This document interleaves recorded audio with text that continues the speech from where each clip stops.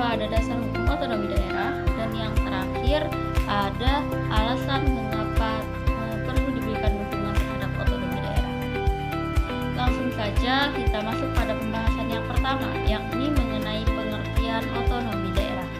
Otonomi daerah adalah konsep di mana pemerintah daerah memiliki otoritas kewenangan dan tanggung jawab untuk mengatur urusan rumah tangga atau daerahnya sendiri.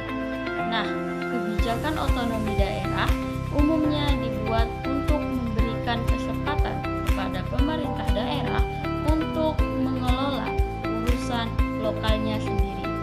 Hal ini bertujuan untuk meningkatkan pelayanan publik, pengembangan ekonomi, dan juga partisipasi masyarakat dalam pengambilan keputusan. Dan juga biasanya pembuatan kebijakan otonomi daerah seringkali melibatkan pertimbangan terkait keberagaman budaya lokal, ekonomi, dan politik di suatu wilayah tersebut. Selanjutnya yang kedua ada dasar hukum otonomi daerah. Dasar hukum otonomi daerah adalah Undang-Undang Dasar tahun 1945.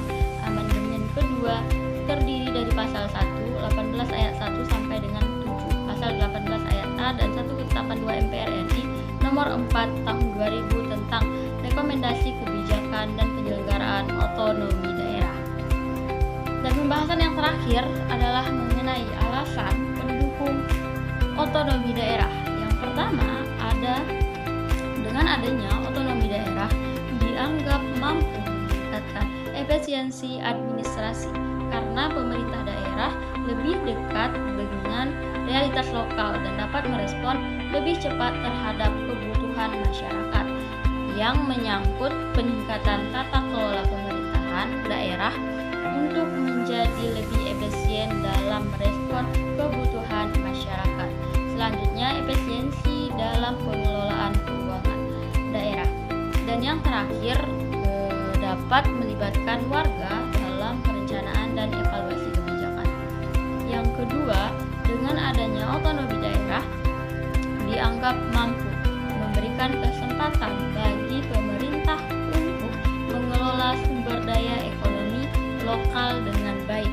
Ini menyangkut pengelolaan sumber daya lokal, pembangunan infrastruktur, serta promosi investasi untuk menciptakan lapangan kerja dan juga meningkatkan kesejahteraan masyarakat secara mandiri. Yang ketiga, dengan adanya otonomi daerah dapat meningkatkan partisipasi masyarakat dalam proses pengambilan keputusan masyarakat lokal, dan dengan otonomi daerah ini mampu memberikan warga lokal kontrol lebih besar atas masalah-masalah yang berdampak pada kehidupan masyarakat lokal.